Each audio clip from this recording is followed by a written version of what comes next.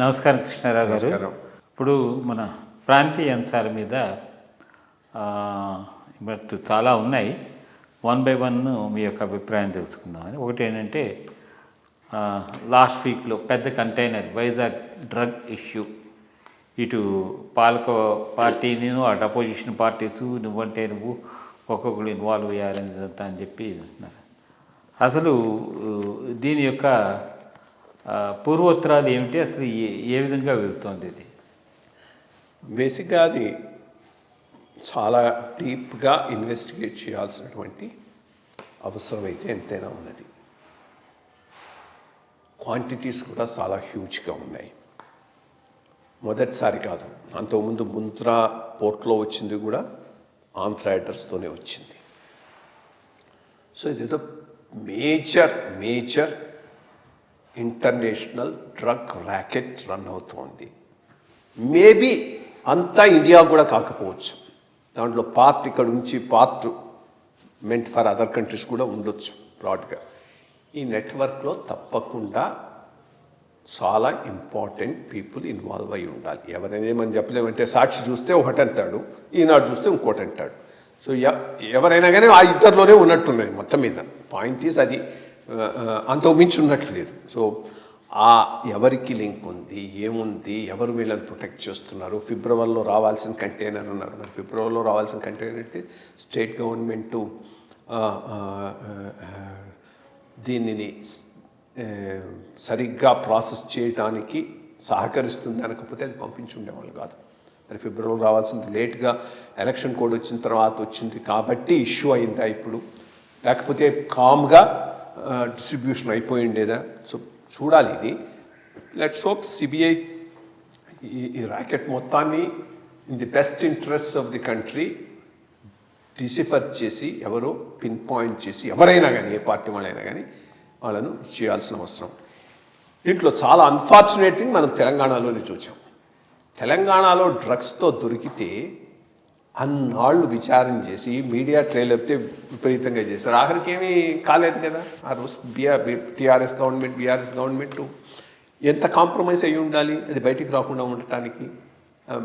కూర్చొని నీతులు చెప్తూ ఉంటారు. చేసింది ఏంది ఆయనకు? ఆ పవర్ ఉన్నప్పుడు ఏం చేశాడు? దాన్ని హషప్ చేయటంలో ఆయన రోల్ తప్పకుండా ఉంది. లేకపోతే అంత పెద్ద డ్రగ్ ర్యాకెట్ ఎవడు కన్విక్ట్ కాకుండా ఎట్లా నీరు గారిపోతుంది? ఇప్పుడు ఇది కూడా అది కాకుండా ఉంటుందని ఆశిద్దాం, అంతే మనం చేయగలిగింది. సరే, ఇంకా మళ్ళీ ఈ ఆంధ్ర రాజకీయాల్లోకి వచ్చి చూస్తే ఇప్పుడు ఆల్మోస్ట్ ఆంధ్రాలో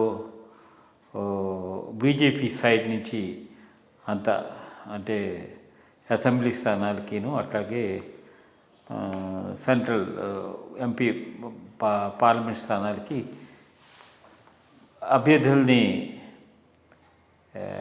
ప్రకటించడం జరిగింది.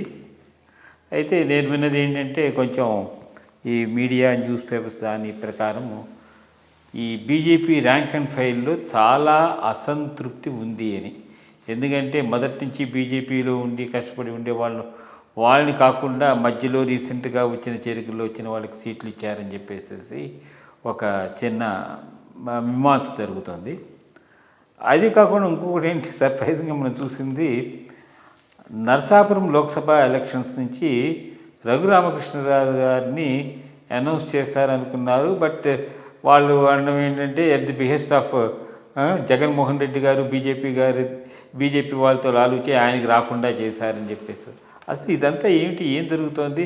దీనివల్ల అసలు ఆంధ్రాలో ఇప్పటికే బీజేపీకి అంత ఇది లేదు, స్ట్రెంగ్త్ అదిను. బట్ దీనివల్ల ఏమైనా ప్రోగ్రెస్ అవ్వడానికి ఉంటుందా? మీ యొక్క థాట్స్ ఏమిటి దీని మీద?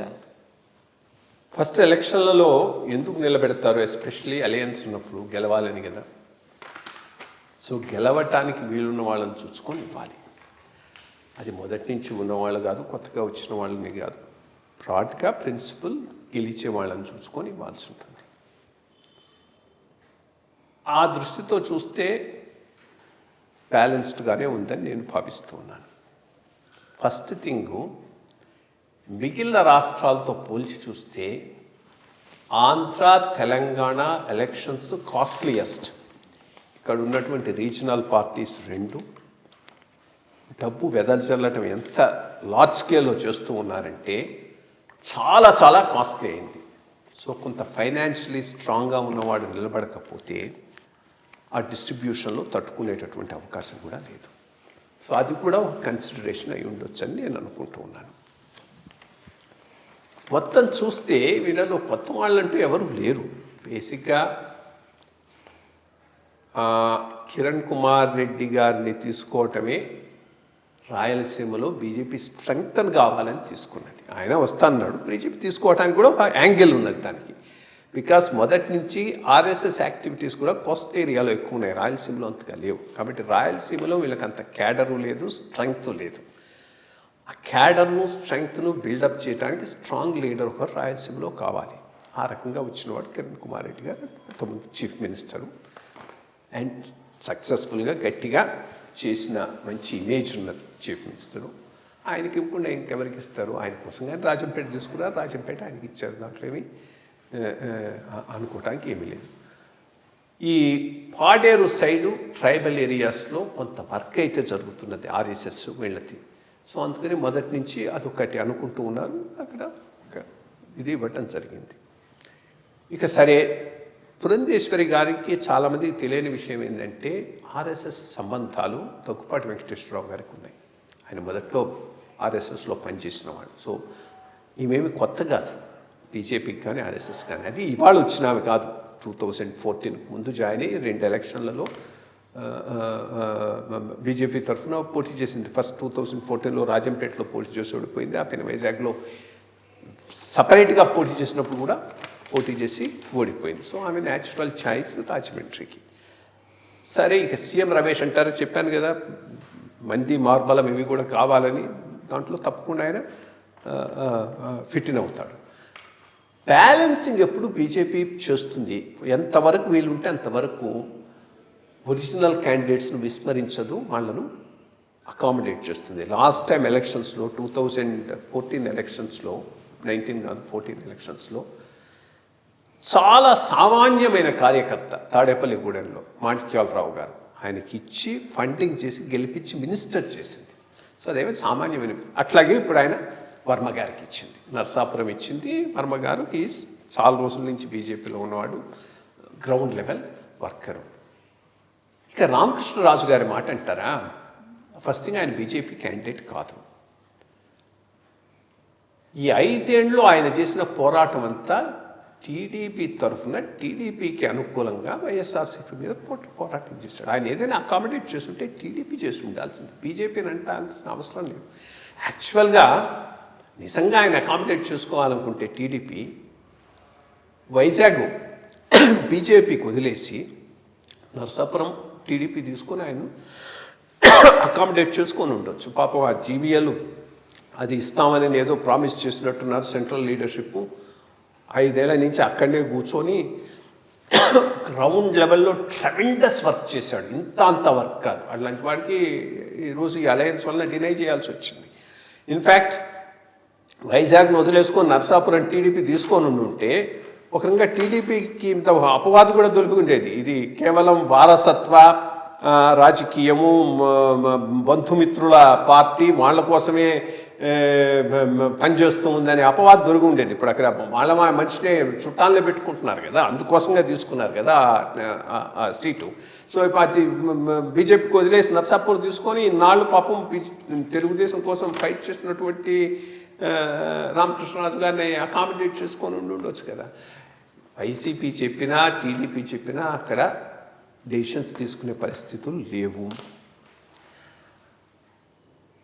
లాంగ్ రన్ బీజేపీ ఇంట్రెస్ట్ని దృష్టిలో పెట్టుకొని వాళ్ళకి ఏదో ఒక స్ట్రాటజీ అయితే తప్పకుండా ఉంటుంది. ఇంకా unfortunate thing about Andhra BJP is చాలా పరిస్థితులు, ఇప్పుడు ఆ పరిస్థితులు ఏమనేది మనం పెద్దగా డిస్కస్ చేసుకోవాల్సిన అవసరం లేదు. 2000 తర్వాత లోకల్ స్ట్రాంగ్ లీడర్షిప్పే డెవలప్ కాలేదు. ఐడియాలజికలీ ఐడెంటిఫైడ్ లీడర్స్ కొత్తగా ఎవరు డెవలప్ కాలేదు. అంతకుముందు వాళ్ళ పాత జనరేషన్ వాళ్ళు తప్పితే ఆ పైన లేరు. ఒక రకంగా టీడీపీ ఎదుగుదల బీజేపీని కప్పివేసే రకంగా కొంత యాక్టివిటీ నడిచిందనేది వాస్తవం. సో అక్కడి నుంచి బిల్డప్ చేసుకొని రావాలి. ఇప్పుడు పార్టీని బిల్డప్ చేసుకోవాలి.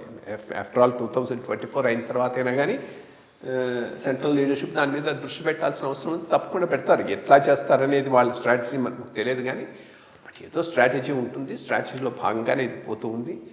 సో ఏదో ఒక 2-3 సీట్లు ఇటు అటు అయినాయని దాని గురించి మొత్తం పార్టీని బ్లేమ్ చేయాల్సినటువంటి అవసరం అయితే లేదు.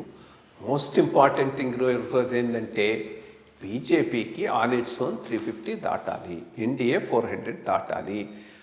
నెక్స్ట్ 5 years సుస్థిరమైన అభివృద్ధి ఫోకస్డ్ మంచి పాలన జరగాలి. ఈ లోపల 2029 2029లో కనుక ఇదే రకమైన రాజకీయం కనుక చేస్తామనంటే బీజేపీకి కుదరకపోవచ్చు.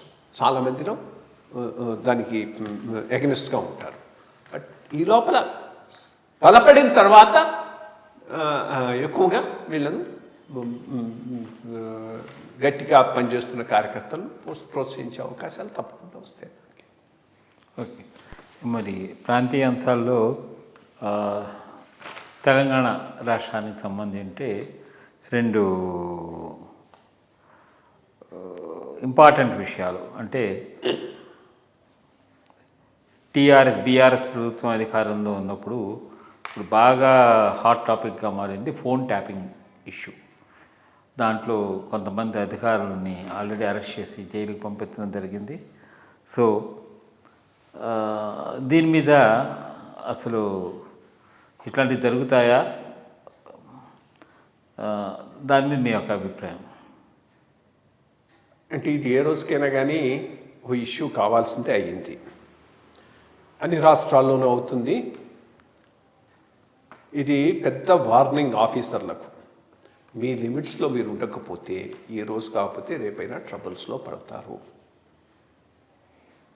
ఒకళ్ళిద్దరూ అదృష్టవంతులై పడకపోవచ్చు, కానీ అది ఎక్స్ట్రీమ్ లెవెల్కి తీసుకుపోయి రిజీమ్తో ఐడెంటిఫై అయ్యి వాళ్ళు ఏది అడిగితే అది చేస్తాము అని అంటే దానికి కాన్సిక్వెన్సెస్ అనుభవించాల్సి ఉంటుంది.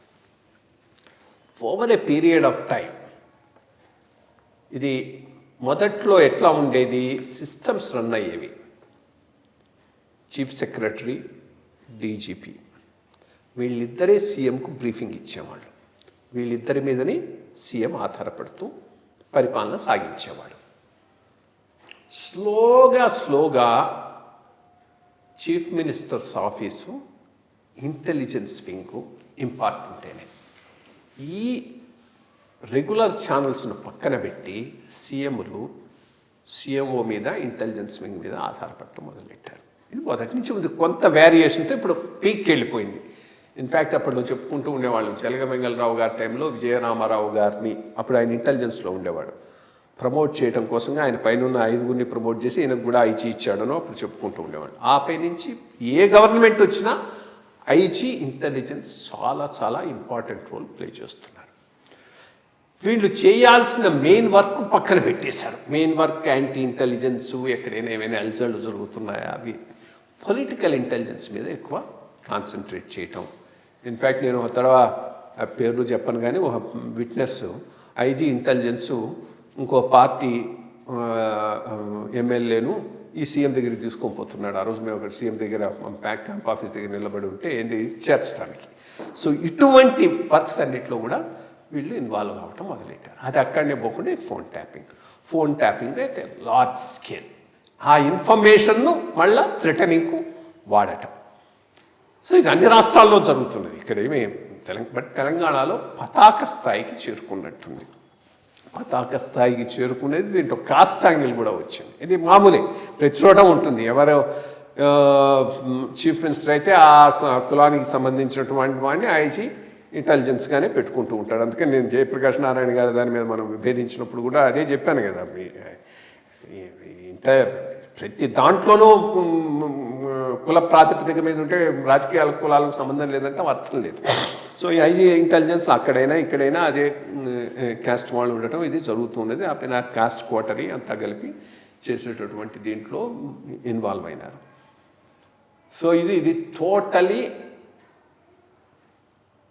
Extra constitutional unwanted work intelligence వాళ్ళది, దాంట్లో ఏమీ డౌట్ లేదు. బట్ ఈరోజు ఏ స్థాయికి వచ్చేసామంటే రాజకీయ నాయకులు ఇది ఎక్స్పెక్ట్ చేస్తున్నారు, ఇది చేస్తేనే ఇంటెలిజెన్స్ ఐజీ, లేకపోతే ఇంటెలిజెన్స్ డీజీపీకి ఐజీకి ఇంపార్టెన్స్ లేదు. సో ఐ థింక్ ఇది ఇంకా ప్రతి ఇంటెలిజెన్స్ ఐజీ కూడా కేర్ఫుల్గా ఉండాల్సిన వార్నింగ్ సిగ్నల్ ఇది. రిజిమ్స్ మారితే ఫస్ట్ పర్సన్ ట్రబుల్లో పడబోయేవాడు ఐజీ ఇంటెలిజెన్స్.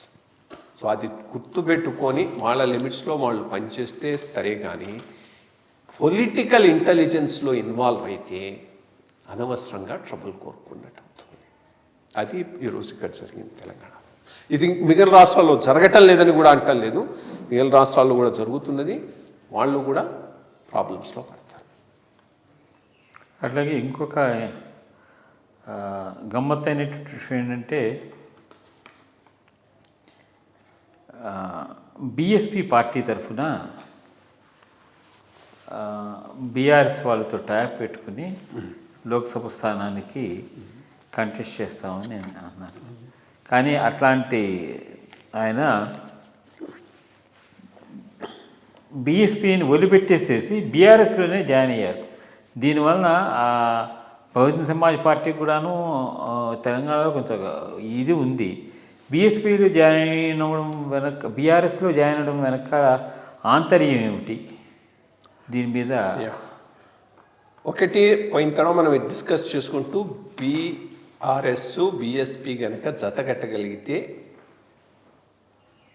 ఒక ఫార్మిడబుల్ ఫోర్స్ అయ్యేటటువంటి అవకాశం ఉంది. బీఎస్పీ దానంతట అది గెలిచేటటువంటి పరిస్థితి లేదు.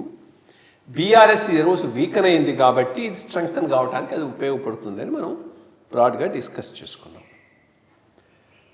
బీఎస్పీ బీఆర్ఎస్ జత కడితే రెండు పార్టీలు బలపడతాయి, అది ఒక ఫోర్స్ అవుతుంది. బీఆర్ఎస్లో ప్రవీణ్ కుమార్ వచ్చి జాయిన్ అయితే ప్రవీణ్ కుమార్ బలహీనపడతాడు. అరే అది ఆయన ఎట్లా ఆ అసెస్మెంట్ చేసుకోలేదో నాకు అర్థం కావటం లేదు. కానీ బీఎస్పీ రిప్రజెంటేటివ్గా ఆయన ఒక ఫోర్స్, ఒక మార్జినలైజ్ సెక్షన్స్కు వాయిస్ కింద ఎమర్జ్ అయినాడు, చక్కగా చేశాడు. ఇన్ఫ్యాక్ట్ ఆ రెసిడెన్షియల్ స్కూల్స్ను ఆయన ఒక లెవెల్ నుంచి ఇంకో లెవెల్కి తీసుకెళ్ళాడు, రైట్ఫుల్లీ సో. దాంతో అన్ని వెనుకబడిన వర్గాలు, అనగాడిన వర్గాలకు ప్రతినిధిగా నిలవగలిగాడు. ఆ ఇమేజ్ మీద తనకంటూ ఒక ఒరవడి దిద్దుకుంటూ బీఎస్పీలోనే ఉండి బీఆర్ఎస్తో జతగట్టు ఉంటే తప్పకుండా అది స్ట్రాంగ్ ఇదై ఉండేది. లేక ఆన్ ఇట్స్ ఓన్ కూడా బీఎస్పీకి ఏదో ఒక రోజు ఒక మంచి ఫుల్ మెజార్టీ రాకపోయినా ఏముంది, ప్లేస్ లైక్ తెలంగాణ 15-20-15 సీట్లు తెచ్చుకోగలిగినా హంగొచ్చిందని అంటే కీ రోల్ ప్లే చేయొచ్చు. అటువంటి అవకాశాన్ని అంతా వదిలేసుకొని బీఆర్ఎస్లో జాయిన్ కావటం వల్ల ఆయన రాజకీయంగా బలహీనపడతాడని నా అసెస్మెంట్. చూడాలి ఇలా ఉంటుంది. మంచి విషయాలు చెప్పారండి. ఈ వారంలో మంచి విశ్లేషణ చేశారు. ఈరోజు ముఖ్యంగా మనం టీవీల్లో చూస్తూ ఉంటే స్క్రోలింగ్ బాగా కనబడుతోంది. ఇది ముఖ్యంగా ఏంటంటే ఆంధ్రప్రదేశ్లో ఏర్పడినటువంటి బీజేపీలో ఏర్పడినటువంటి అసంతృప్త అని అనిపిస్తోంది. ఎందుకంటే ఈరోజు కన్వీన్ చేసిన బీజేపీ ముఖ్య కమిటీలో అదే సమావేశానికి మరి సోము వీర్రాజు గారు, అట్లాగే పార్టీలో ముఖ్య పాత్ర వహిస్తున్న జీవీఎల్ గారు, విష్ణువర్ధన్ రెడ్డి గారు వీళ్ళందరూ అటెండ్ కాలేదు. అది దీనికి కారణాలు ఏమిటి అని అనుకుంటున్నాం. అంటే బీజేపీలో నిన్ననే మనం డిస్కస్ చేసిన దాంట్లో కొంచెం అసంతృప్తి ఉందని అనుకున్నాం. ఇప్పుడు లోకలోకలు వస్తున్నాయా? మరి బీజేపీ మనం దక్షిణాది రాష్ట్రాల్లో చూస్తే కర్ణాటకలో బాగా పుంజుకుంది, కొన్నాళ్ళు చేశారు. అట్లాగే ఇప్పుడు కేరళ, తమిళనాడులో కూడా బీజేపీ పుంజుకుంటోంది. అలాగే మనం చూసేటట్టయితే మన తెలంగాణలో కూడాను క్రమంగాను బాగా ఉండి వెళ్తోంది. అసలు ఈ బీజేపీలో ఆ ర్యాంక్ అండ్ ఫైలు ఎందుకు డెవలప్ కావట్లేదు?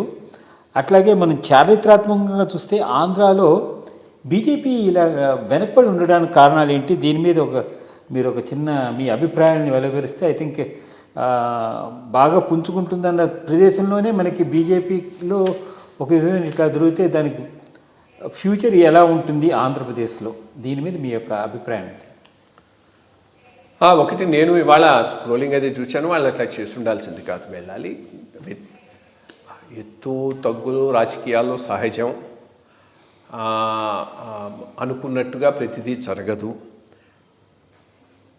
సీనియర్స్కు అన్యాయం జరిగిందనేది వాస్తవం, దాంట్లో ఏమి ఎటువంటి డౌటు లేదు. ఏ కారణాల వల్ల అనేది ఎవరికి తెలియదు. బికాస్ చాలా ఉంటాయి రాజకీయం అన్నప్పుడు, ఎంతమందిని అకామిడేట్ చేసుకోవాలి, ఎన్నో ఇంట్రెస్ట్ని అకామిడేట్ చేసుకోవాలి, ముందుకు పోతూ ఉండాలి. సో దాంట్లో భాగంగా కొంత జరిగి ఉండొచ్చు. సో అది వాళ్ళు దృష్టిలో పెట్టుకోవాల్సిన అవసరం అయితే ఉన్నది. ముఖ్యంగా సోమవీర్రాజు గారికి పార్టీలో చాలా ఇంపార్టెన్స్ ఉంది. ఎందుకనంటే ఈ పార్టీ ఎప్పుడు కూడా మొదటి నుంచి పనిచేసిన కార్యకర్తలను మరవదు. అందుకోసమే ఆయనకు ప్రెసిడెంట్షిప్ కూడా ఇచ్చారు. 2 సంవత్సరాలు చేశారు. కానీ కొన్ని పెక్యులియర్ అడ్వర్స్ సర్కమస్టాన్సెస్లో ఆయన చేశాడు. ఆ టైంలో చాలా అడ్వర్స్ సర్కమస్టాన్సెస్ ఉన్నాయి. పెద్ద ప్రాబ్లం మొదటి నుంచి ఈ 5 ఏళ్లలో ఆంధ్రప్రదేశ్ రాష్ట్రంలో బీజేపీకి ఎల్లో మీడియా. వీళ్ళు ప్రధానంగా టీడీపీ ఇంట్రెస్ట్ను దృష్టిలో పెట్టుకొని బీజేపీని ఎంత బద్నాం చేయాలో అంత బద్నాం చేశారు, ఇంక్లూడింగ్ డివిజన్ ఇష్యూస్ వాటి మీద. దానిని సమర్థవంతంగా తిప్పికొట్టేటటువంటి నాయకత్వం లేకపోవటం అనేది పెద్ద సమస్య బీజేపీకి. సరే, కన్నా లక్ష్మీనారాయణ గారు, ఆ పైన సోమవీర్రాజు గారు, ఈమె కానీ ఓనర్షిప్ లేదు. Somehow that is the most important thing. Ideological commitment, ownership, inclusive nature of leadership, అందరినీ కలుపుకొని పోయే లీడర్షిప్ లేకపోవటం అనేది గత 5 సంవత్సరాలైంది, చాలా రోజుల నుంచి బీజేపీలో ఇది ఒక పెద్ద సమస్య. దాంట్లో ఏమీ ఇది లేదు. 1998 ఎలక్షన్లలో చాలా ఎక్సలెంట్ పర్ఫార్మెన్స్ వచ్చింది, ఓట్ షేర్ వచ్చింది. ఆ పైన నెమ్మదిగా బీజేపీ తగ్గటం, తెలుగుదేశం పుంజుకోవటం ఒక స్ట్రాటజిక్గా జరిగింది. దానికి కొంతవరకు బీజేపీ నాయకత్వం కారణం కూడా ఉన్నది. ఇప్పుడు యూపీ లాంటి రాష్ట్రాల్లో కూడా మొట్టమొదట ఇది మిడిల్ క్లాస్ పార్టీగా స్టార్ట్ అయింది, అర్బన్ బేస్డ్ పార్టీగా స్టార్ట్ అయింది. ఏదో అంటారు కదా, బ్రాహ్మిన్ బనియా పార్టీగా స్టార్ట్ అయింది. బట్ నెమ్మదిగా విస్తృతి చెంది గ్రామీణ ప్రాంతాలకు కూడా విస్తరించి ఒక ఫార్మిడబుల్ ఫోర్స్గా నార్త్ ఇండియా అంతా తయారైంది. కర్ణాటకలో అయింది, ఇప్పుడు తెలంగాణలో అవుతూ ఉంది. ఆంధ్రాలో ఫార్మిడబుల్ ఫోర్స్ అవ్వటం అవతల పెట్టు, ఈ base, urban base of Brahmin Bania కూడా పోయింది. ఇప్పుడు దీనికి వాళ్ళు కూడా దీనికి లేరు.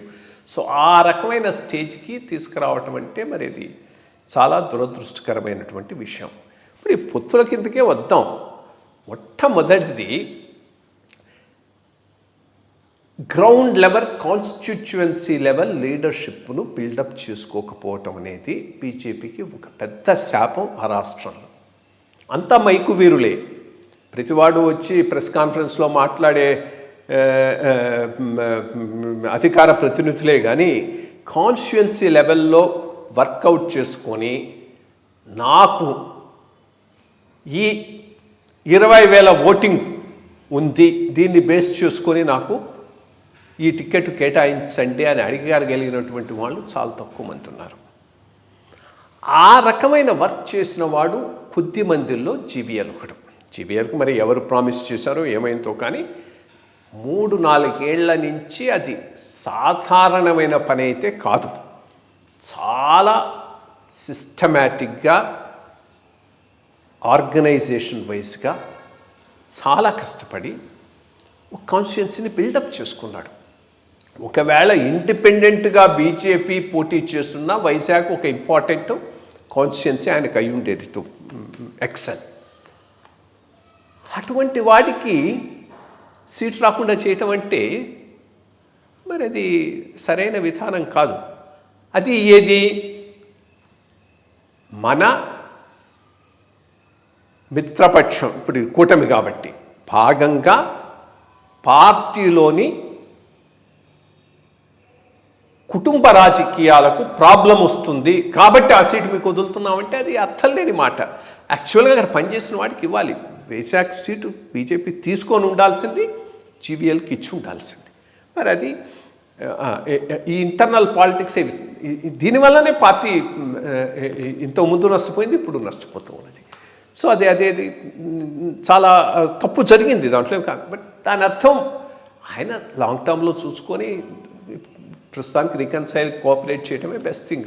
దాన్ని బయటికి మీటింగ్కు రాకపోవటం సరైనటువంటి నేనేం కాదు. అట్లాగే సోమవీర్రాజు గారు రాజమండ్రి బేస్గా చాలా వర్క్ చేశాడు. ఎంత వర్క్ చేశాడంటే ఈ పార్టీని తెలుగుదేశం ఎదుగుదలకు అనుగుణంగా బలహీనపరుస్తున్నారు అనుకున్నప్పుడు ఆ శక్తులతో పార్టీలో పోరాడినటువంటి గట్టి వ్యక్తి ఒకడు సోమవీర్రాజు గారు. తెలుసు ఆయనకి ఇంటర్నల్గా ఏమేమి జరుగుతున్నాయో. బట్ ఆయన ప్రెసిడెంట్గా ఉన్న టైంలో కొంత కేంద్ర ప్రభుత్వంలో అధికార కొన్ని బిల్స్ కోసం వాటి కోసం వైఎస్ఆర్సీపీ మీద ఆధారపడటం, దానివలన బీజేపీ యాంటీ గవర్నమెంట్ యాక్టివిటీస్ తీసుకున్నా కానీ దానికి ప్రజల నుంచి సరైనటువంటి స్పందన లేకపోవటం అనేది అది ఒక హిస్టారికల్ ఫ్యాక్ట్. దానికి ఆయన ఏమి చెప్పలేమని.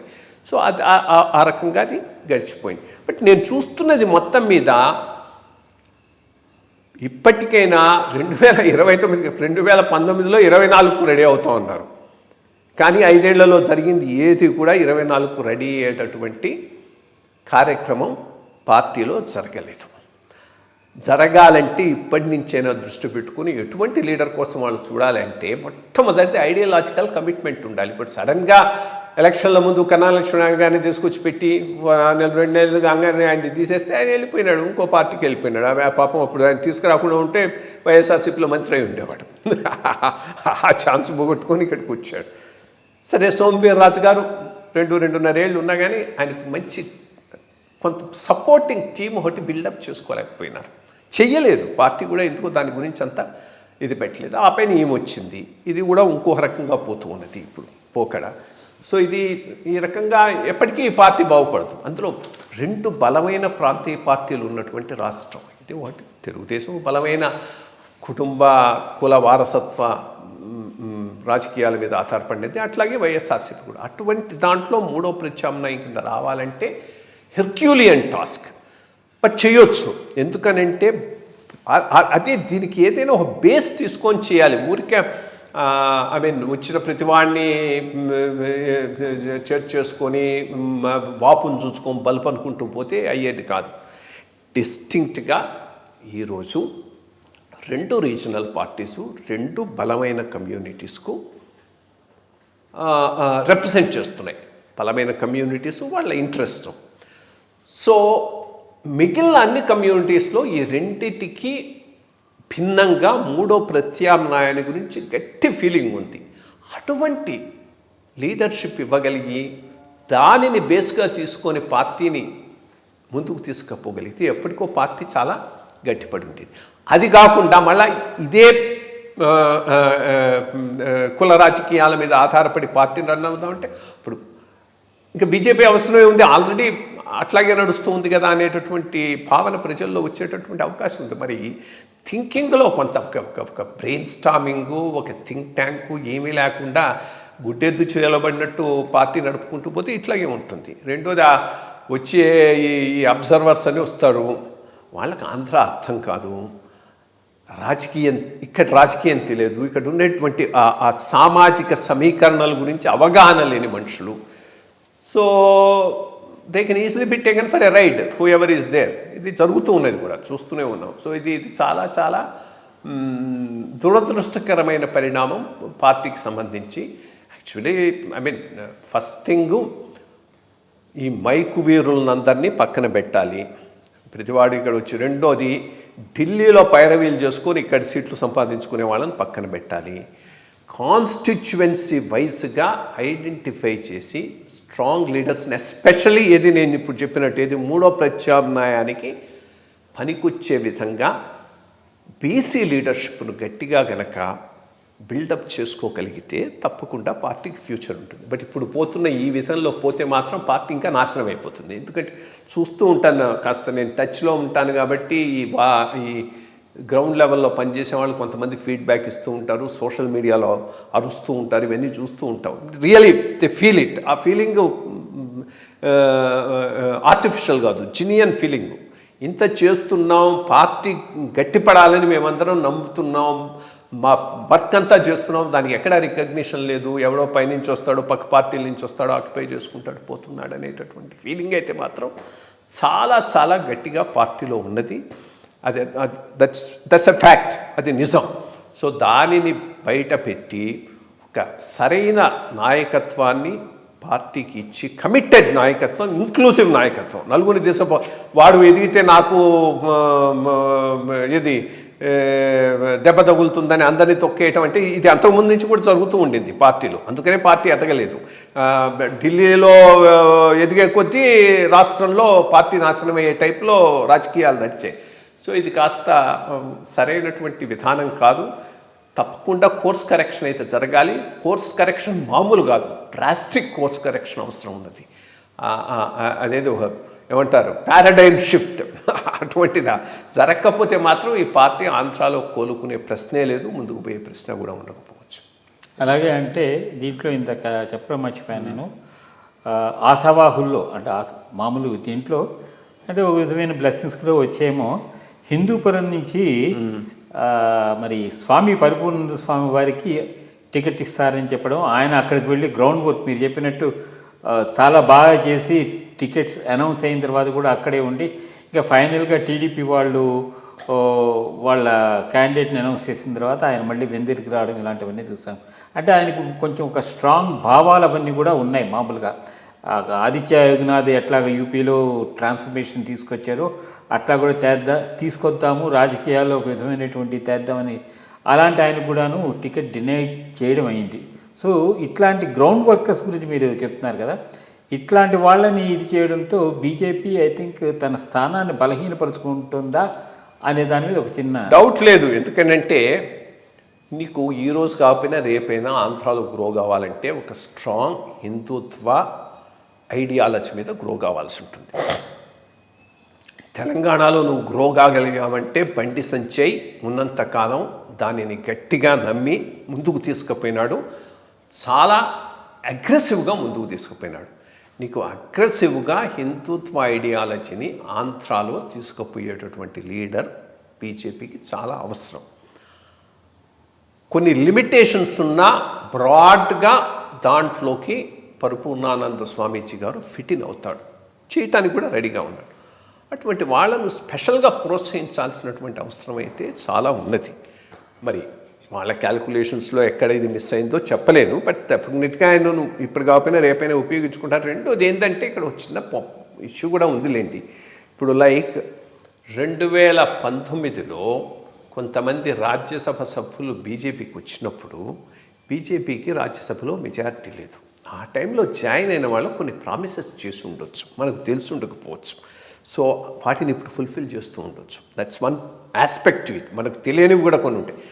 అవి ఉన్నా కానీ ఈరోజు జరిగినటువంటి బ్రాడ్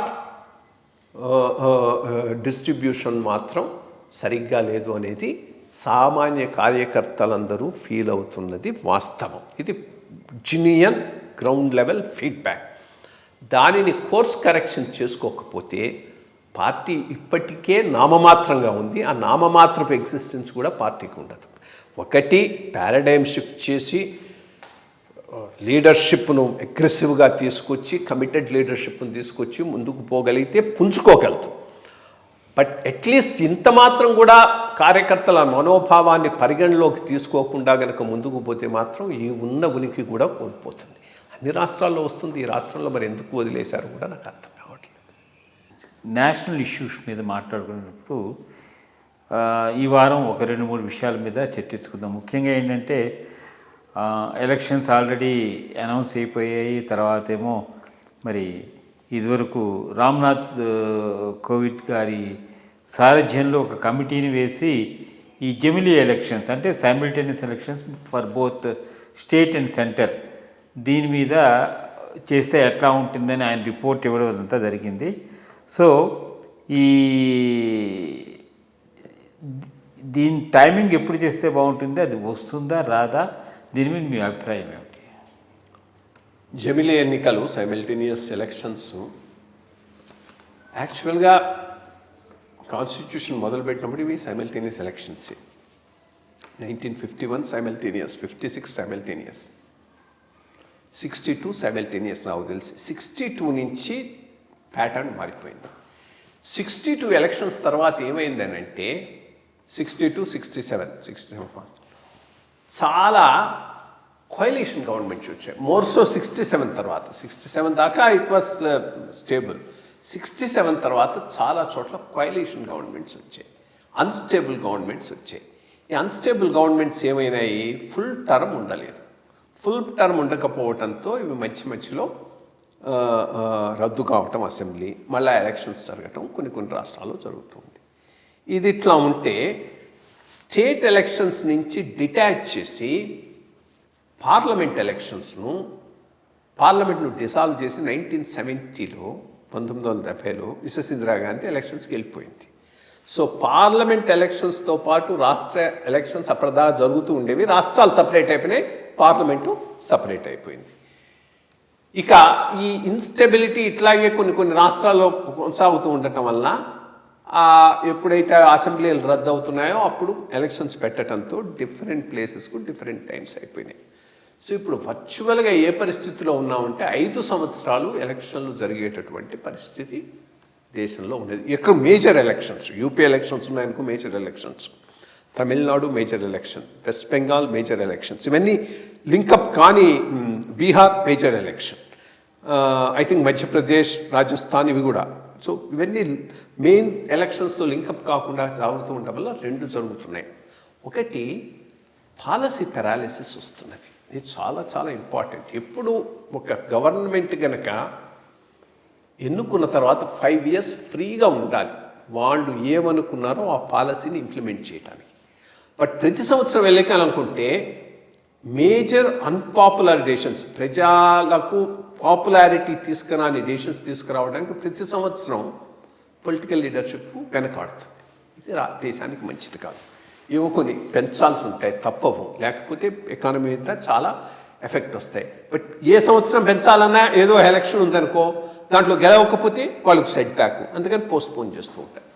ఇది జరగకుండా ఉండాలి అంటే 5 years ఫుల్ టర్మ్ ఉంటే నీట్గా వాళ్ళు అనుకునే కొన్ని అన్పాపులర్ డెసిషన్స్ అయినా అప్పుడు తీసుకొని దాని ఎఫెక్ట్ ఓవర్ 5 years ఉంటుంది. కాబట్టి ఈ లోపల దాని నుంచి మంచి రిజల్ట్స్ వస్తే ఆ రిజల్ట్స్ వలన ప్రజల్లో ఆ ప్రభుత్వానికి, పార్టీకి పాపులారిటీ ఉండొచ్చు. సో ఇదో మేజర్ రీజన్ సైమల్టేనియస్ ఎలక్షన్స్ ఉండటం ఎందుకు కావాలి అంటే నన్ను అడిగితే ఇదే మెయిన్ రీజన్. పాలసీ పెరాలిసిస్ లేకుండా ప్రభుత్వాలు ప్రతి సంవత్సరం ప్రజా ఆమోదంగానే నిర్ణయాలు తీసుకోవాలని చూడకుండా ఎలక్షన్లు ఉన్నాయి. కాబట్టి 5 ఏళ్లతో ఎన్నిక కాగానే మొదటి 1-2-3 yearsలో గుడ్ డెసిషన్స్, దేశానికి కావాల్సిన డెసిషన్స్, బట్ ఇమ్మీడియట్గా ప్రజలకు నచ్చని డెసిషన్స్ అవన్నీ తీసుకొని దాని రిజల్ట్స్ వచ్చేటట్టుగా చూడటానికి వీలు. అందుకని సైమల్టేనియస్ ఎలక్షన్స్ చాలా ఇంపార్టెంట్. రెండోది చాలా ఇంపార్టెంట్ ఇష్యూ నన్ను అడిగితే చీఫ్ ఎగ్జిక్యూటివ్ టైం. ఇప్పుడు ప్రధానమంత్రి ఉన్నాడు, ప్రధానమంత్రి యొక్క సమయం చాలా విలువైంది. దానిని 5 ఏళ్ళు కేవలం పాలసీ డెసిషన్ కోసంగా, దేశం కోసంగా ఉపయోగించాలి. ప్రతి సంవత్సరం ఎలక్షన్ ఉందంటే naturally as a political leader గెలవటం చాలా ఇంపార్టెంట్. గెలవాలన్నప్పుడు ప్రచారం చేయాలి, తిరగాలి. ప్రతి సంవత్సరం 2-3 నెలలు 4 నెలలు ఈ ప్రచారంలో, ఈ క్యాండిడేట్ సెలక్షన్స్లో, ఎలక్షనీరింగ్లో పోతే దేశానికి తప్పకుండా అది నష్టం చేస్తుంది. అది నేను అనేది ప్రధాని, ముఖ్యమంత్రి కూడా.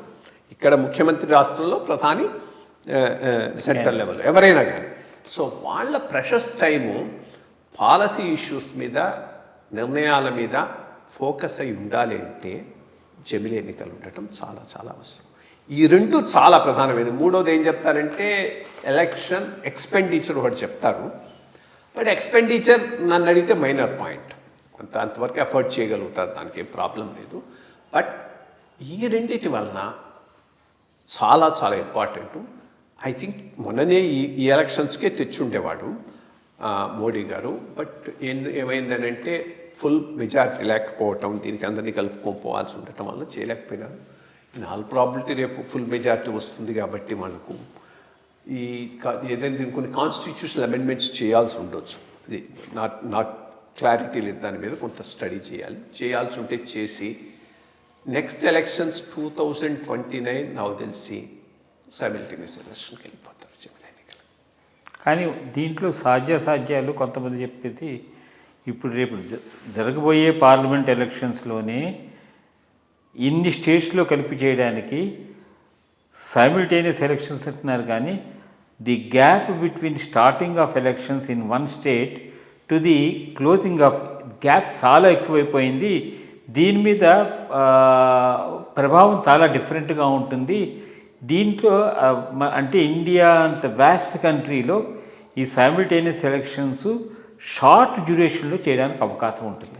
అంటే ఒకటి కొత్త ఏమి కాదు కదా, 51లో సైమిల్టేనియస్ ఎలక్షన్ అయినా, 56లో సైమిల్టేనియస్ ఎలక్షన్ అయినా, 62లో సైమిల్టేనియస్ ఎలక్షన్ అయినా, నాకు తెలిసి 67 కూడా సైమిల్టేనియస్ ఎలక్షన్. నీకు 67 తర్వాతనే ఈ చేంజ్ వచ్చింది. సో అదేమి పెద్ద సమస్య కాదు. Point number 1.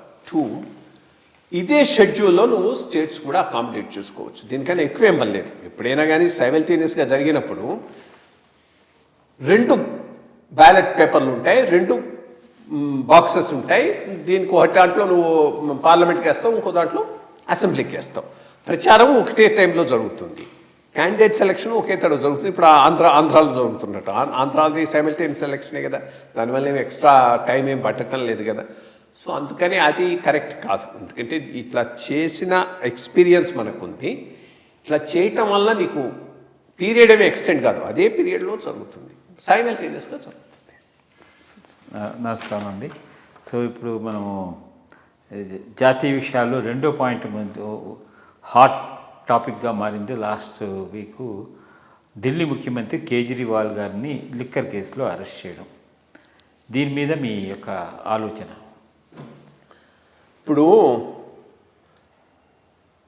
రాజకీయాలన్నీ అవినీతిమయం, నేను రాజకీయాలు ప్రక్షాళన చేస్తాను, అందుకోసం చీపురు పట్టుకొని వచ్చాను అని రాజకీయాలకు వచ్చిన వ్యక్తి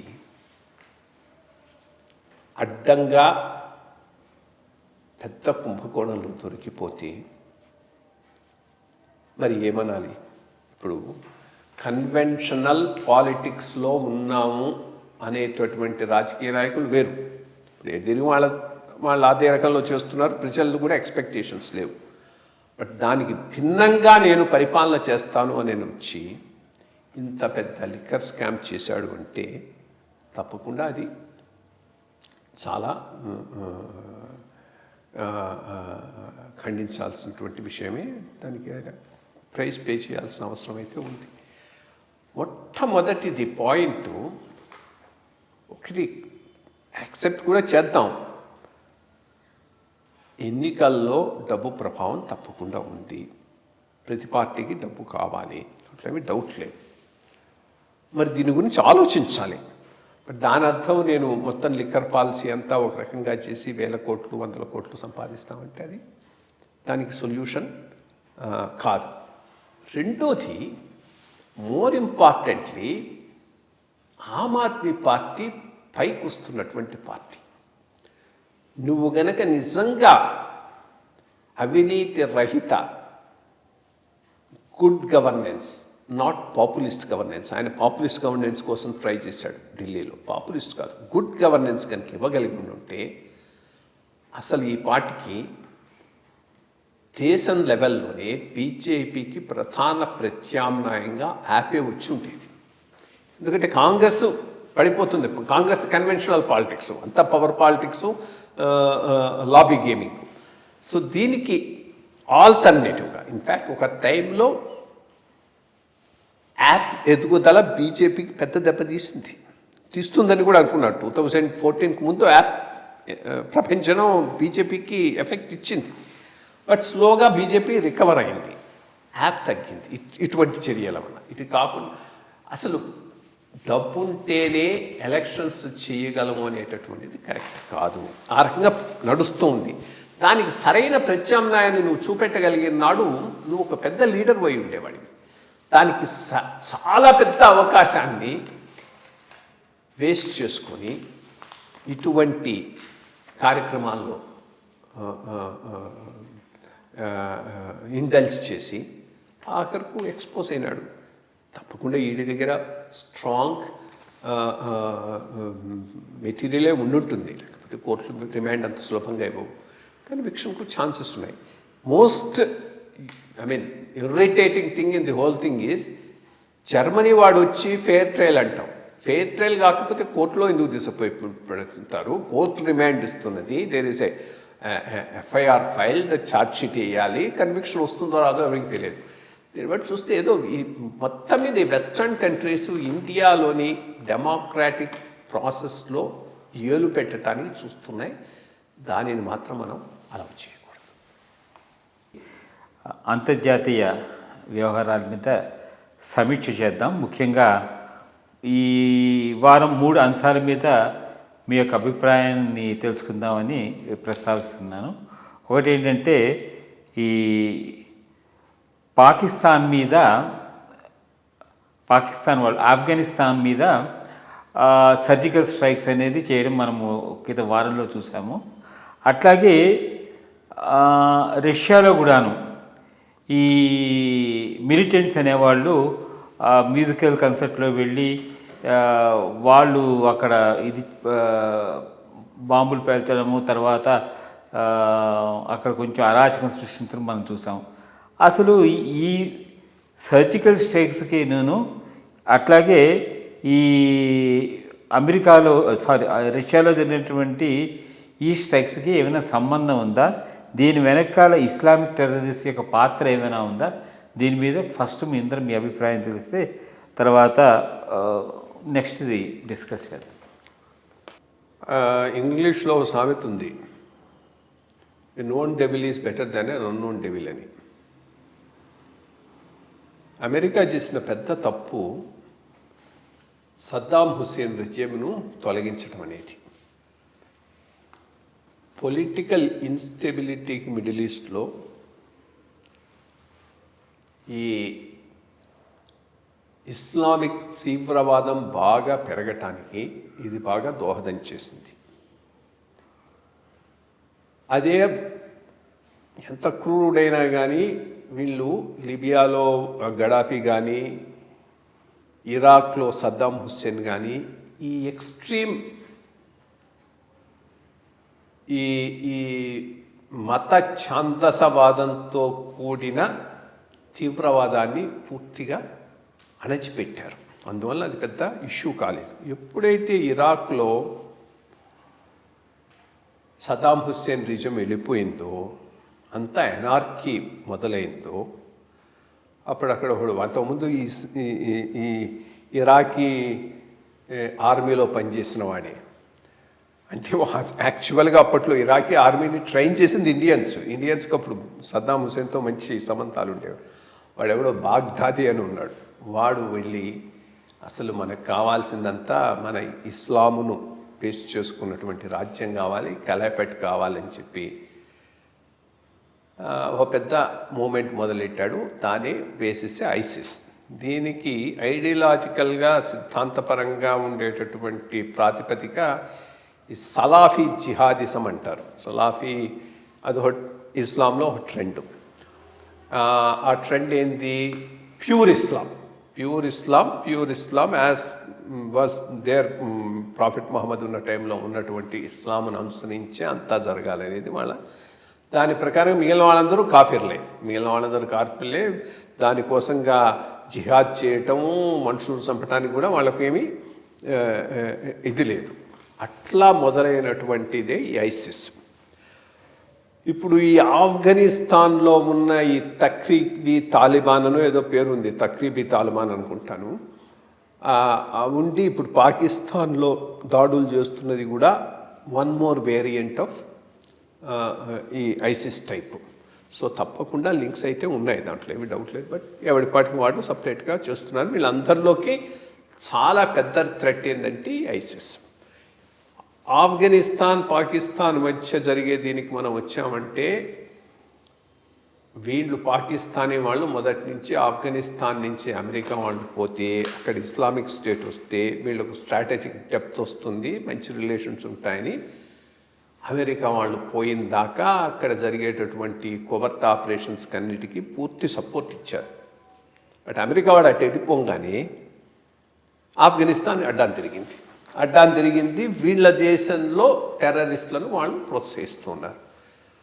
సో నిన్న జరిగినటువంటి ఈ వారంలో జరిగినటువంటి అటాక్ మనం ఎట్లా అయితే సర్జికల్ స్ట్రైక్ పాకిస్తాన్ మీద చేసామో పాకిస్తాన్ ఆఫ్ఘనిస్తాన్ ఏరియాలో సర్జికల్ స్ట్రైక్ చేసి ఈ టెర్రరిస్టు స్థావరాలను ధ్వంసం చేశామని చెప్పుకుంటుంది. ఎంతవరకు ధ్వంసమనేమో నాకు తెలియదు, కానీ దీని ఎఫెక్ట్ తీవ్రంగానే ఉండబోతుంది. ఎందుకంటే ఆఫ్ఘనిస్తాన్కు దాన్ని అంత లయింగ్ డౌన్గా తీసుకోకపోవచ్చు. ఇంకా స్ట్రెయిన్ రిలేషన్స్ పాకిస్తాన్కు ఆఫ్ఘనిస్తాన్కు మధ్య డెవలప్ అయ్యేటటువంటి అవకాశం ఉంది.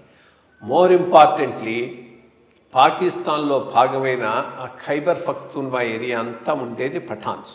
సేమ్ అక్కడ ఆఫ్ఘనిస్తాన్లో ఉన్న వాళ్ళకి ఎక్స్టెన్షన్. యాక్చువల్లీ అది పార్ట్ ఆఫ్ పాకిస్తానే. ఈ బ్రిటిష్ ఇండియా టైంలో డ్యూరాండ్ లైన్ అని ఒకటి లాగించేసి ఈ పక్కదంతా బ్రిటిష్ ఇండియాలో పార్ట్ అన్నారు. అట్లా ఈ పెషావర్ ఏరియాలని కూడా ఇండియాలోకి వచ్చి సబ్సెక్వెంట్గా పాకిస్తాన్లో మెంబర్స్ అయిపోయినాయి, పాకిస్తాన్లో పార్ట్ అయిపోయింది.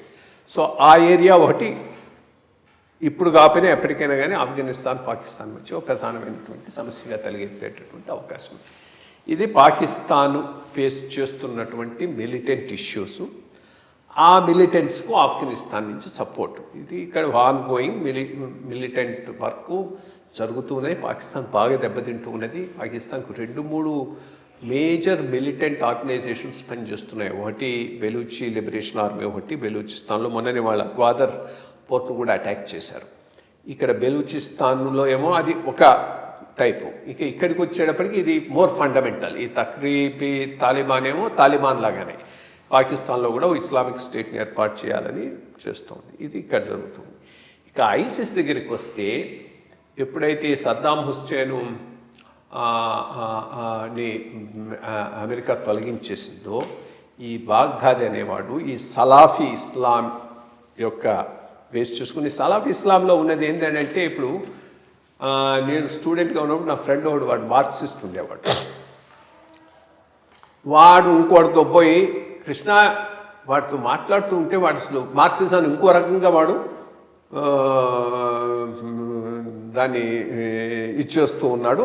అంటే ఇండివిజువల్గా వీడికి నీకు తెలుసు ఆంజనేయులని ఉన్నాడు కదా, అప్పుడు లాయర్ గారి సన్ పై నక్సలైట్లలో పోయి జాయిన్ అయ్యి ఇచ్చేశాడు అని చెప్తూ ఉండేవాడు. అంటే ప్రతివాడు మార్క్సిజాన్ని వాడు అనుగుణంగా చేసి ఇదే కరెక్ట్ మార్క్సిజం, వీళ్ళంతా కాదు బొమ్మనంటే ఈ ఇస్లాంను కూడా ప్రతివాడు నేను డిఫైన్ చేసిందే కరెక్ట్ ఇస్లాం, మిగిలిన వాళ్ళందరూ కాఫీర్లు అనే స్టేజ్కి తీసుకొచ్చేసారు. ఈ సలాఫీ ఇస్లామీ ఆ టైప్ అనమాట. మిగిలిన వాళ్ళందరూ కాఫీర్లు, ఈవెన్ ముస్లిమ్స్ కూడా వాళ్ళ పద్ధతిని ఫాలో కానివాడు. సో ఇటువంటి మిలిటెంట్ ఆర్గనైజేషన్ ఐసిస్. సో వీళ్ళకు ఈ జిహాదీ ఇది బ్లడ్లో ఉంది, చేస్తూ ఉన్నారు. అంతకుముందు చాలా అరాచకాలు చేశారు అక్కడ ఆ ఏరియాలో. ఎస్డీస్ అని ఇది చాలా పురాతనమైన తెగ అక్కడ ఆ ఏరియాలో ఉన్నది. వాళ్ళంతా టర్కీ, ఈ సిరియా, ఇరాన్ 3 దేశాల మధ్య ఆ బార్డర్ ఏరియాలో ఉన్నారు. ముస్లిమ్స్ కాదు, వాళ్ళను సెక్స్ స్లేవ్స్గా తీసుకొని చాలామందిని చంపి ఐసిస్ చేసిన ఘోరాలు ఇంత అంతా కావు. ఈ ఐసిస్ను మట్టుబెట్టడం అనేది ఇద్దరికి అవసరమైంది. ఎవరికి? రష్యాకు అప్పుడు అవసరమైంది, అమెరికాకు అవసరమైంది. సిరియాలో ఉండే అసాద్ను రష్యా పూర్తిగా సపోర్ట్ చేసింది. రష్యా సపోర్ట్ చేసింది, ఇరాక్ సపోర్ట్ చేశారు. America on its own ISIS మీద పోరాటం మొదలెట్టింది. సో అప్పట్లో రష్యా ఈ ఐసిస్ని అక్కడ పూర్తిగా ఎలిమినేట్ చేయడంలో చాలా ఇంపార్టెంట్ పాత్ర పోషించింది ఆ ఏరియాలో రష్యా. మరి దానికి ప్రతీకారంగా ఈరోజు ఈ దాడి చేశారా? Question mark. ఎందుకనంటే పుతిన్ దాన్ని యాక్సెప్ట్ చేయటం లేదు. పుతిన్ అనేది ఏంటంటే ఇది యుక్రెయిన్ ఉగ్రవాదులు వచ్చి చేసిన చర్య అని అంటున్నాడు. బట్ ఐసిస్ మాత్రం ఓనప్ చేసుకుంది. ఏ ఐసిస్ ఓనప్ చేసుకుంది? రియల్గానే ఐసిస్ ఓనప్ చేసుకుందా? ఐసిస్ తరఫున ఎవడో ప్రకటన ఇచ్చినట్టుగా ఏమైనా ఒక ఇది జరిగిందా మనకు తెలియదు. బట్ ఒకటి మాత్రం నిజం, అమెరికా ఇంటెలిజెన్స్ ఆల్రెడీ వార్న్ చేసింది.